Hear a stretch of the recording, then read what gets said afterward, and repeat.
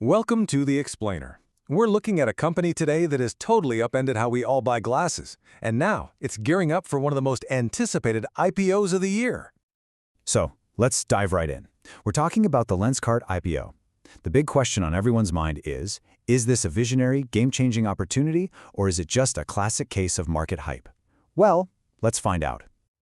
Okay, let's kick things off with the headline numbers. And believe me, these are the numbers that are making some serious waves across the financial world. Lenskart is aiming to raise a massive 7,278 crores from the market. I mean, that's one of the biggest public offerings we've seen in a while, and it just signals huge ambition and, of course, a ton of investor interest. And for anyone out there who's actually tracking this IPO, here are the core details you really need to know. The shares are priced in a band between 382 and 402 rupees. Now, with a lot size of 37 shares, your minimum investment comes out to just under 15,000 rupees. So how in the world did Lenskart even get here? To understand the investment, you have to understand the company. Let's break down how this brand became such a dominant force. Okay, the secret sauce here is really their business model. Lenskart controls the entire process, from designing the frames in-house to manufacturing the lenses and then selling them directly to you. By just cutting out all those middlemen, they've managed to slash their costs by about 35 to 40%. That's huge. They also totally perfected this hybrid or omni-channel strategy.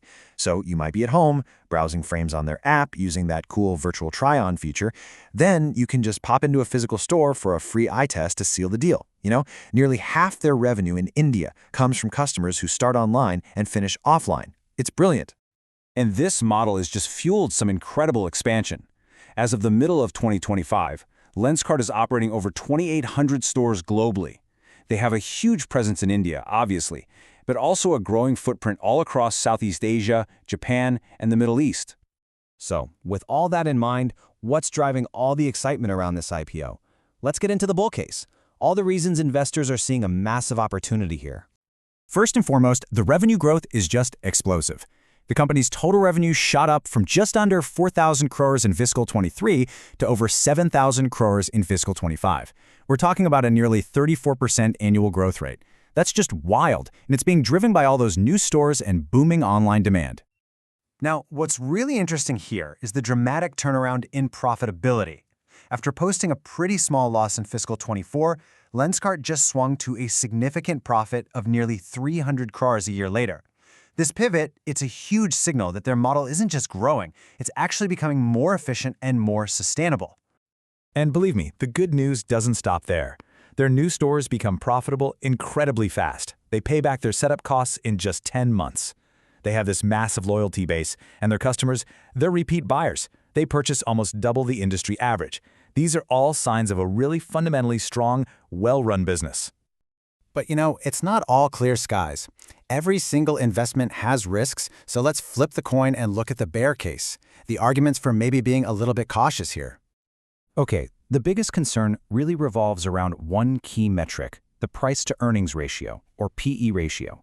Simply put, it tells you how expensive a stock is. For some context, a stable, mature company might have a PE of around 20. A fast-growing tech firm, maybe that hits 80, maybe even 100. It's basically the benchmark for what investors are willing to pay for future growth.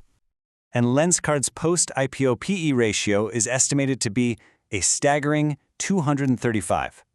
To be perfectly clear, that isn't just high, that is in a completely different stratosphere compared to most companies, even other high-growth IPOs. So what does that actually mean? Well, a PE of 235 means investors are willing to pay 235 rupees for every single rupee of profit Lenskart made last year. This kind of valuation is pricing in years and years of massive, flawless growth. It leaves very, very little room for error. And this slide right here gives some really crucial context for that valuation. Lenskart is being valued at around 70,000 crores. That is nearly 90% of the entire Indian eyewear market. And that's despite them currently holding only about a 4 to 6% market share. I mean, that's a huge disconnect, and it really highlights the valuation challenge. On top of that premium valuation, there are also some operational risks to think about. Over half their materials come from China, which creates a potential supply chain vulnerability. They have huge rental costs for their stores, and they face intense competition.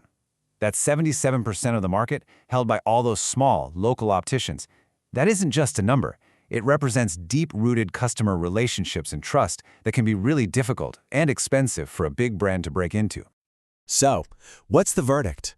Let's try to bring both sides of this really compelling argument together to see the full picture. This slide, I think, just brilliantly illustrates the core conflict here. On one side, you have the bull case, an undeniable market leader that's growing like a weed and has just started making real money. But on the other side, you've got the bear case, that sky-high price tag that demands absolute perfection paired with some pretty significant business risks. You know, even the founder's actions seem to reflect this dilemma. Piyush Bansal is cashing out a significant amount, over 800 crores. But he's also holding on to a nearly 9% stake, which shows he's still very much invested in the company's long-term future. It's a move that kind of says both, let's take some profit now, and I still believe in the future. And this really brings us to the final question for any potential investor. The story is fantastic, the growth is absolutely real, but that price is demanding. So will Lenskart's vision for the future be clear enough to justify today's cost? Well, that is the multi-billion-dollar question, isn't it?